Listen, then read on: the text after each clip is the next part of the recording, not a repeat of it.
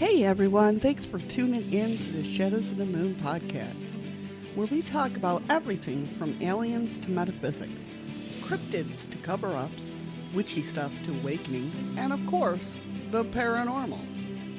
And on the YouTube side, we throw some tarot in. And we do it all with you at shadowsofthemoon.net. Just head on over there, click the links, and go to your favorite podcast listener app. I look forward to seeing you there.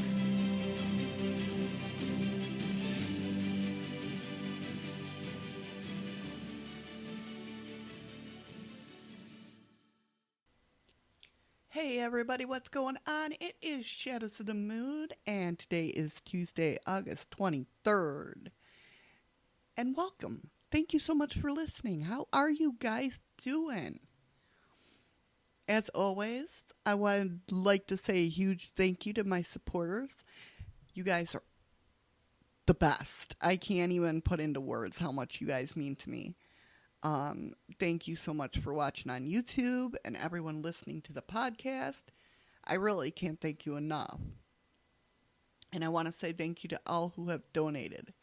Please remember that all your donations go back into the show to buy materials, books, and so on to bring you the best show that I can. And if you'd like to support the show, you can do it a couple different ways. First of all, sharing, liking, and telling your friends is a huge way. And with sharing and everything, I'd like to get to know new people. Or you can head over to tippystream.com/Shadows of the Moon or anchor.fm/Shadows of the Moon 1 or buymeacoffee.com/shadows. Of course, all these links are in the show notes and at shadowsofthemoon.net. So today we're talking about the Varginnha Incedent. But before we get started with that, of course, we're going to do the news of the week. And that would... Sorry, guys. No, I was just waiting for my computer to catch up. The first news item of this week is that a map shows evidence of a long-lost Welsh Atlantis. What? I'm telling you. A legendary lost land once thought to exist in Cardigan Bay has shown up in an old 13th century map of the British Isles. The legend of Atlantis certainly needs no introduction, but there exist several other lesser-known legends of a similar nature in countries all over the world that continue to remain similarly exclusive. Not exclusive, elusive. It's going to be a great show, guys. Historians have been searching for accounts of this so-called Welsh Atlantis for years. And now, following an intriguing discovery on the 13th century map, they may have made a breakthrough. Known as the Gough map, Gough map, after Richard Gough, who acquired it from an estate in 1774. It appears to show two mysterious islands in Cardigan Bay that don't actually exist in the present day. The Gough map, extraordinarily accurate considering the surveying tools they would have had at their disposal at the time. The two islands are clearly marked and may commemorate contemporary accounts of lost lands mentioned in the Black Book of Carmarthen. If those islands did exist, however, it is likely that they were lost to the waves long ago. Interesting, right? Interesting. So you UK peoples might have a Atlantis on your hands. Pretty interesting. I love that. And you can read more of the story and all the other stories with the links down in the show notes or over at shadowsofthemoon.net. The second story I got for you today is NASA reveals Artemis 3 lunar landing sites. So, the space agency has announced details of several potential landing sites for the next manned mission to the moon. With the unmanned mission Artemis 1 mission set to launch within the coming weeks, things are definitely hotting up with regard to NASA's efforts to return humans to the surface of the moon. While the first mission will only fly around the moon, the third mission, Artemis 3, will not only be carrying astronauts, but will actually land on the surface. So, guys, here we go. Here's the question. Is this our first moon landing?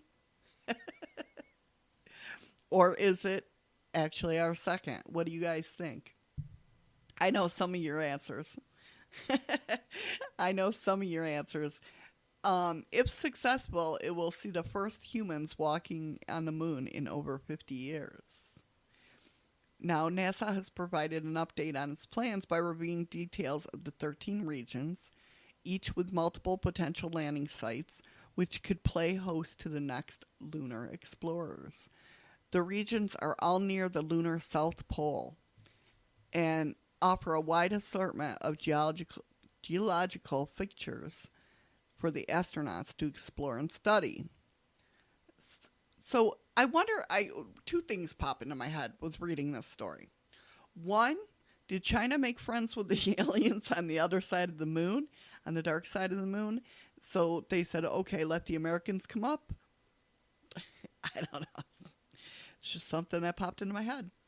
And second of all, does this have anything to do with, I don't know if I brought it up, probably not, that they started growing plants. After all these years, they started growing plants with lunar soil. So we're not going to go up there unless we can get something, right? So I'm wondering if that has anything to do with it. I don't know. Or like I said, China made friends with the aliens on the dark side of the moon, and they said, okay, we'll let people come up. I don't know. So, like I said, the regions are near the lunar South Pole, and NASA's Mark Krish, selecting these regions, he said, selecting these regions means we are one giant leap closer to returning humans to the moon for the first time since Apollo. When we do, it'll be unlike any mission that's come back as before, as astronauts venture into dark areas previously unexplored by humans and lay the groundwork for future long-term stays. Oh, here we go. Mars isn't good enough anymore? What's that? Anyway, yeah, so what do you guys think? Did China make friends with the aliens? That's all I could think about when reading that story. I don't know. But anyway, our next story comes from, of course, unexplainedmysteries.com. New evidence suggests Howard Carter stole King Tut's relics. Oh yes, my friend. A previously unpublished letter seems to support the idea that the tomb's discoverer made off with some of its contents. You know, sitting here years later, when I first watched, I think I was like in 3rd or 4th grade, when they were talking about King Tut and the discovery of his tomb and stuff like that. And I remember being awestricken. That's when my love of Egypt first bloomed. And I don't know why I didn't think that the people that discovered it would steal some of the artifacts. Back then, I never thought they were my heroes. They were like, oh my, I wanted to be them, you know. And of course, as I got older, I wanted to be Indiana Jones, and you know, whatever. But Um, I don't know. Looking back, I just never thought like this person that discovers a tomb would steal stuff. But this day and age, today, doesn't shock me. Isn't that weird? I don't know. Maybe it was just the bewilderment of being a kid and listening to the stories. But anyway, um, like I said, there are a few names in archaeology as famous as Howard Carter, the man who, in 1922, headed up the team who discovered the tomb of King Tut in Egypt's Valley of the Kings. Over the years, however, the Egyptians have become increasingly suspicious that Carter may have helped himself to some of the tomb's relics before the vault was officially opened. While evidence of this has been somewhat thin on the ground, a previously unpublished letter sent to him in 1934 could serve to prove his guilt once and for all. Now, this was written by leading philologist Sir Alan Gardner, and the letter concerns an amulet that Carter had given him as compensation for translating some hieroglyphics, right? So when Gardner had showed the amulet to the British director of the Egyptian Museum in Cairo, he learned that the artifact was undoubtedly stolen from the tomb of Tut. And he wrote, "I deeply regret having been placed in such an awkward position," he told Carter in the letter. "I naturally did not tell Engelbach that I obtained the amulet for you." The letter would seem to confirm that Carter did indeed steal from the tomb. I mean, however, obviously, how many items he took, we'll probably never know. But that's crazy, right? I don't know. It makes sense, because that they're going to the museum anyway. I mean, I don't know how all it works. You discover something, you get paid for it, it goes to the museum, you never get a chance to see it again. I don't know. I'm just talking out my ass there. But, so yeah, I don't know. I mean, it's crazy, right? All right, our next story comes from Maya. And they're talking, Maya may have played ball games with the ashes of their cremated rulers. How crazy is that? Researchers believe that the ashes of a cremated Maya rulers were used to create rubber balls used in ball games. The particular claim comes courtesy of archaeologist Juan Udan Anglo and his colleagues, sorry if I butchered those names, or that name, who believe that they have found evidence of such a practice at the Maya city of Tonilla in southern Mexico. Multiple examples of such quartz have been discovered in the ruins of ancient Maya cities. That's really crazy.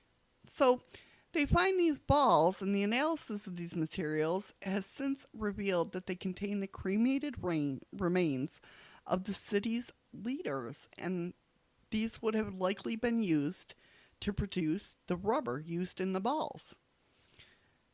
Depictions of these rulers found on the quartz themselves also add credence to this theory.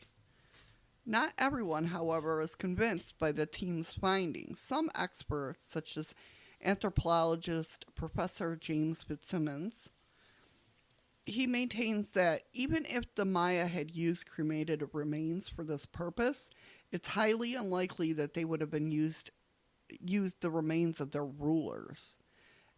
But as things stand, more information will be needed before it is possible to know for sure.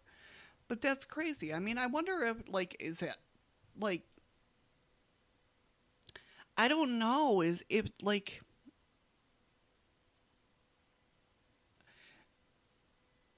they were known to play a type of ball game involving two teams of players on a court shaped like an upper class letter I.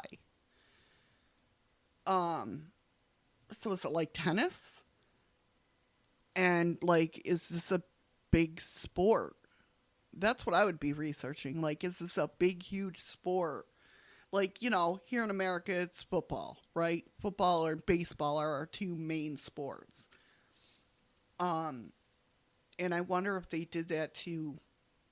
Although we're not going to cremate somebody and put it in our footballs and baseballs, but I wonder if they did that, like if it's a huge enough sport to where their rulers, everybody is kind of like the Romans with the battles. Not the battles, but where they fight in that. What the hell's it called? I can't think. Where they fight the bulls and stuff. Uh, I wonder if it's like so hugely popular, everybody gather around for the ball game, and it was an honor to them. I don't know. That's just crazy to me. Just crazy. I thought you'd find it interesting, though. And once again, the image of the carved face on the Martian rock resurfaces. So, this intriguing photograph seems to show a carved rock face in the surface of Mars. Or does it? From a giant crab to the face of Beaker from the Muppets, there have certainly been a lot of strange sightings on the surface of Mars over the years. With its barren landscapes strewn with randomly shaped boulders, rocky outcrops, and other other features, it perhaps is not surprising that Mars is a prime location to see examples of pareidolia. Now, we talked about that many times on the shows, right? Where the human brain's it's a natural tendency to see meaningful shapes in otherwise abstract patterns. But I don't know. I'm seeing a face. I mean, obviously it could be pareidolia, but it, like, not only am I seeing eyes, I'm seeing a cheekbone, the nose, the mouth, I don't know. It'll be up on shadowsinthemoon.net though. So in this latest example of how easily our minds can be fooled, this image was captured by NASA's Curiosity rover back in 2014. And it shows what appears to be a carved face, like something that could be a part of an ancient statue. In reality, of course, it's simply a random happenstance of shapes and angles, but it is interesting to see, once again, just how easily such things can be picked out of the surface of another world. I don't know, man. I'm telling you, it looks like an Easter Island type thing. Head on over to shadowsinthemoon.net and check it out, because it does look like an Easter Island. Well, not so much, but it looks like one of those statues. Anyway, and the last story for our news of the week comes from TikTok. Yes, TikTok. But it's interesting. So I was reading this article, and the thing is like, woman claims that her bathroom wall is bleeding, right? And I'm thinking TikTok, woman says her wall is bleeding. I'm thinking rust, right? Something got wet, and we've experienced that, where rust has ran down the walls. Then I watched the video, and it doesn't look rust colored. It looks like blood. Even the thickness of it, not the first part of it, but she goes to the other side of it, it's got that thick type texture to it. I don't know. But it says a TikTok user attracted several million views after posting an update of blood coming out her bathroom wall. There have been many recorded cases of bleeding walls and statues over the years, mostly in relation to claims of divine intervention, paranormal activity, residential hauntings, and other similar items. This latest example comes from courtesy of TikTok, the user Lexi Ray, who attracted a lot of attention when she posted. Sorry, my dog was making some weird noises. She posted up footage showing a strange red fluid leaking from the bathroom wall. She maintained that she had lived in the property for over 20 years and has never seen anything like this. The blood that appeared for the first time the night before and seemed to be dripping down from behind the bathroom cabinet. However, upon opening the unit, she demonstrates that it's coming from a crack in the cabinet itself, not something inside. The wall is definitely bleeding, she said. This is strange and out of a horror movie. The clip, which can be viewed, like I said, I'll put the link over at shadowsandmoon.net, has racked up over 5 million views. And like I said, when I first started reading this article, I'm like, oh, it's rust. It's rust. The screws got rusty, something got wet, dripped down there, and it's bleeding. You know what I mean? Then I watched it, and I don't know. I'll have to watch it again, because now that I said that, I'm like, could there be a filter on it? I don't know. Check it out. Let me know what you guys think. Is it bleeding blood? All right. So now here we go with what you've been waiting for. I'm going to take you back to January of 1996. The mood was upbeat for a small Brazilian town in Varginnha. They had just had New Year's, and they were excited because there was a carnival being planned coming in February. Now, Varginnha, Brazil, back in the 90s was up and coming. It was an up and coming town, right? Local employment was basically mostly in the coffee trade business. Other than that, it was just a quiet little town where nothing ever happened. However, on Saturday, January 20th, several events happened, and those events shook this community to its core. It began in the very early hours in a farm situated on the outskirts of town. Arico Rodriguez, who lived and worked as a farmhand, with his partner, Orlina Augusta, was awoken around 1:30 a.m. to the unsettling sounds of panic. Basically, they woke up to the sound of their livestock going nuts. They initially thought that one of their animals had escaped or that maybe that there was a predator on the prowl. So getting up to look out the window, what did they see? It was an actual UFO that was freaking out the animals. So what they initially said was that they saw a gray submarine-like object in the sky. They said it was about the size of a small bus. And of course, it had no lights whatsoever, and it was completely silent. They said they saw the craft for about 4 or 5 minutes before it disappeared completely. Now, they didn't report their sighting to authorities because, for the fear of being ridiculed or labeled as hoaxers. But unknown to them, at that time, the ramifications of what they had just seen would not only hit home, but a few days later, they would read reports of possible UFO activity and even alien sightings in and around town. There was one account that stood out amongst all the others, and it came from a pair of sisters who lived with their mother in the hilly suburban outskirts of town. The Silva family resided in Santana, and the ages of the girls were 14 and 16. Valquira and Leilani Sylvia were beginning to mature into responsible and reliable young adults. Now, hours after the Rodriguez and Augusta sightings, these girls met with their older friend, Katia Xavier, who worked as a cleaner nearby. The three of them would regularly walk home together. Who knows if it was a case of safety in numbers Or maybe they just happen to enjoy each other's company. This day, however, they decided to take a shortcut home through a small woods. And these woods basically separated their two neighborhoods. And after walking through a section of the woodland, they arrived at an unintended field.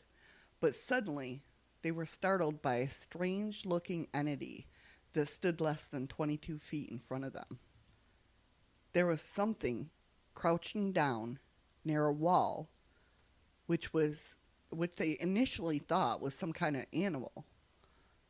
But its appearance and its odd behavior really unnerved them.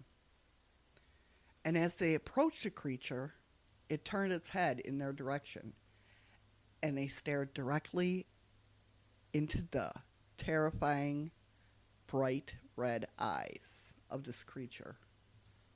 What it did or where it went after that point is not known, because needless to say, the girls immediately fled the scene, and I mean, who could blame them? Now, when they got back home, the Silva sisters were said to have bust through the front door in floods of tears. And they even said that Leilani was inconsolable for some time. So when their mother asked them, what'd they see? What made them so upset? They told her, we saw the devil. Now, it wasn't long before the local press got wind of this, and by following the following day, Brazil's most watched Sunday TV show, Fantástico, announced the news that an extraterrestrial being had been spotted in Virginia. Well, when this got out, locals were talking about that there had been multiple sightings of aliens roaming the streets during the previous day. And of course, the town was confused and concerned, and the majority of the residents were just trying to piece together exactly what happened. Their friend Katya later gave a description of the creature. She said it was a small, emancipated, non-human, and non-animal being with brown skin and oily appearance. It had an overly large head with 3 round protrusions, that could possibly be horns on the top of its skull. Other people came forward to say that they had witnessed further alien or UFO activity. And according to some reports, as many as 200 residents had given accounts at the time since the event. And many of the ones they said that had seen extraterrestrials, they were basically matching the same thing that Katya had said. Even some military and government personnel began to come forward and give their versions of the events. And of course, their identities have remained anonymous for obvious reasons.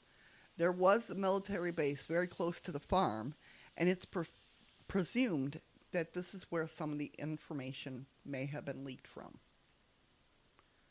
One source in particular revealed how the aliens were rounded up and captured like animals by the military and firefighters. And they were done so through the woods and under cover of darkness.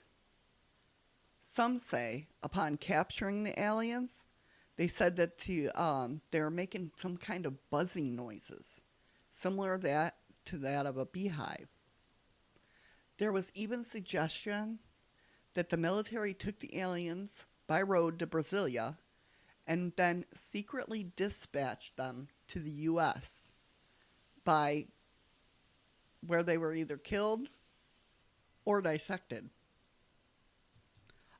Another interesting yet confirmed claim involving the U.S.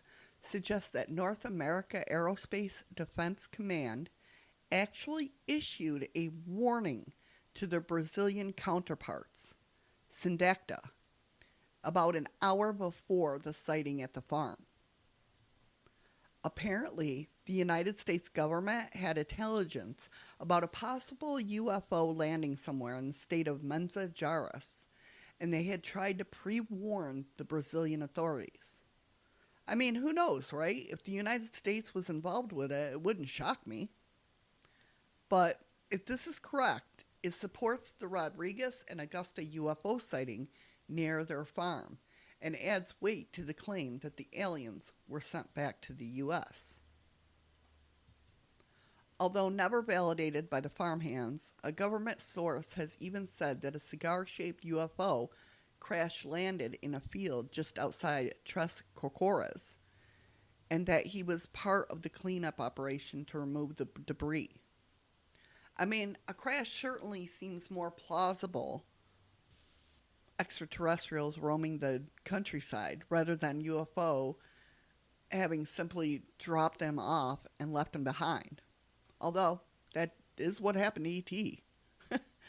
Of course, most of these reports are unconfirmed, and it's difficult to tell between what is true and what is fabricated.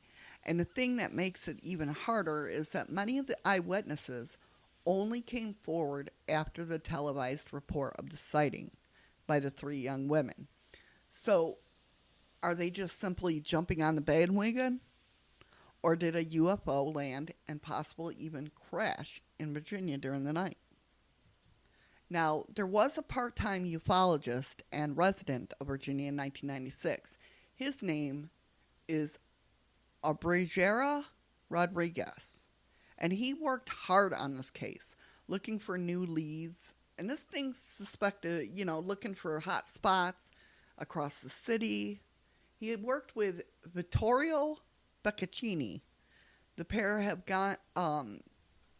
they garnered valuable insight from key witnesses, including Katia Xavier and the Silva family. Here's where it gets interesting. I mean, everything's interesting, right? But in February of 1996, a couple weeks after the alien sightings, the Silva family received an unexpected visit from men in dark suits. Wonder who that could be. Their mother, Louisa, arrived home to find the men already at the property and having a conversation with her daughters. They asked the girls if they were willing to deny their sighting of the alien. The men offered a large sum of money, but left without identifying themselves. Could this be the famed Men in Black? Could they have been involved in this case? Well, sounds to me like that would be a yes, but that's just my opinion. It certainly seems so. So if Louisa's story is to be believed, but given their somewhat fleeting and relatively unnoticed appearance, what was the role and just how deep is their involvement in this case? But that's how they work, right? They come in, scare the hell out of people, and then leave. Although I've never heard of them talking about money before. I don't think any of the Men in Black cases that I've talked about or read about or wrote about had anything to do with money. Let me know in the comments if I'm wrong. I don't remember hearing that. If you've ever heard of Men in Black telling somebody about paying them, let me know, because I'd love to hear it. With Rodriguez, there is question about his early work, like how the aliens were able to travel around the city, how were they captured by military and disposed of without there being any public outcry. And while many people claim to have seen either the aliens or they saw a military presence, no one claims to have seen any of the events that took place between the two. And now Rodriguez's ufology has been critiqued, like some people testifying that the firefighters assisting in the capture of the aliens. But it's important to consider that, like many countries, both the fire service and the police in Brazil are an extension of their military. But however, despite compelling testimony from residents a wealth of international attention, and even an endorsement from the city council, the Brazilian government maintains that it did not facilitate the capture of extraterrestrial entities. But then, of course, if they would have, it'd be given the potential ramifications of admitting such a thing would be nuts. So if there's no supernatural occurrence took place, and that it's all merely the product of hysteria, hearsay, and conjecture, what was it that the little girls saw in the woods that day? I will say that I did watch the video of them in their interview, and even talking about it years later, you can tell it still affects them. Katia and Silva, the Silva sisters, have remained steadfast in their recollection of the events, and it has to be said that their account seems genuine, and the manner in which they tell their story is very convincing. When revisiting the area in Woodland with Rodriguez in 2003, the women were said to be visibly upset, and I think that's the interview I saw. But if the official reports are to be believed, basically the creature they saw was nothing more than a case of mistaken identity. So the theory goes with their story is that the young women were simply spooked by a deformed and malnutritious homeless person. They say the disproportionate thin body, and due to the description of the alien, says it goes with this notion, and that it is thought that the brown skin may have been from either being covered in mud or too much exposure to the sun. All the internet sources vary. They go back and forth. They do have the homeless man's name from Little Louie to Mud and Ho, with some sources even claiming to have photographs of this man. And I do have the photographs, which I'll put on shadowsofthemoon.net under podcast talk. So let's get down to the nitty gritty. What expand if it was by design rather than default? The city of Varginnha has been able to benefit so greatly from supposedly an arrival of otherworldly beings. This event has assisted in the city's sustained growth and prosperity, helping the small town become a vibrant commercial and culture center. And it's easy to see why many people viewed the events of January 20th, 1996 with such skepticism, saying it was all a well-orchestrated, you know the word I'm trying to say, hoax engineered toward that goal. And then, thanks to widespread media coverage, this has received international notoriety. And of course, an influx of alien-related tourism. In fact, since the events of 1996, the city has remained very much in the supernatural spotlight. Like in 2001, they constructed a 20-foot high water tower. Its name I'll put in the show notes, but I'm not going to try and butcher it. That anyway, it's a disc-shaped monument to commemorate the event. And in 2004, the town also hosted a ufologists and researchers from across the globe when it held the UFO Congress of Virginia. But I will say, the influx of tourism as a result of this event should not automatically delegitimize the claims long held by residents of the city. There are examples of other towns which have succeeded following supposedly supernatural activities, such as Point Pleasant and, of course, Roswell. The simple truth is that so many believe that something out of the ordinary happened in that small town back in January of 96, And whilst it's possible that some eyewitnesses' accounts were fabricated, surely not all of them were. With all things considered, we are no more qualified than anyone else to say what we did or did not happen. We weren't there. And it's been more than 20 years since the incident took place. And unfortunately, these girls will have nightmares for the rest of their lives. I honestly don't think that this was a bullshit story. The look on their faces, like I said, I'll put the link on shadowsandmoon.net. To see the looks on their faces, yeah, I believe they went through something, and it damn well wasn't a homeless man. But now I turn to you. What are your thoughts on the matter? What is your thoughts on the story? What are your thoughts on the men in black offering money? That's the only part that's weird to me. I'm not going to lie. But what do you think? Did this really happen? All right, guys. That's all I got for you. I hope you enjoyed this. And I really want to hear from you, especially about the men in black. That's just so odd to me. I don't know. Maybe it's the Mandela effect.